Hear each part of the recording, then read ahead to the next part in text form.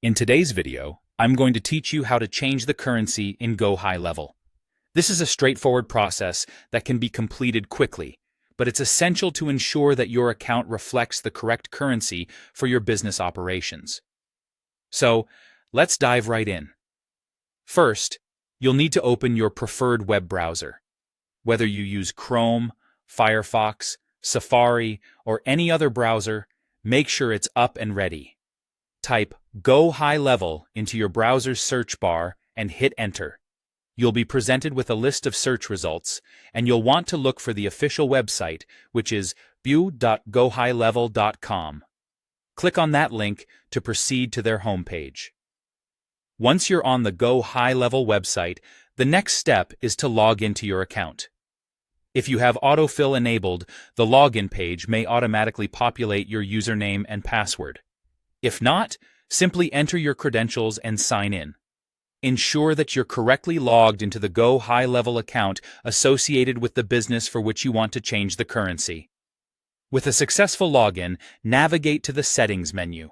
You'll find this option usually on the left side of the screen, often marked with a gear or wrench icon. Clicking on it will expand a list of settings available for customization. Now, scroll down and select Business Info. This section contains all the vital information about your company's dealings in Go High Level, including contact details and other business specifics. Within the Business Info section, look for the Country field. This is crucial because Go High Level uses the country selected here to determine the currency in which you operate. You'll see a drop-down menu beside this field. Click the arrow to reveal a list of available countries. Choose the appropriate one that matches the currency you need for your transactions.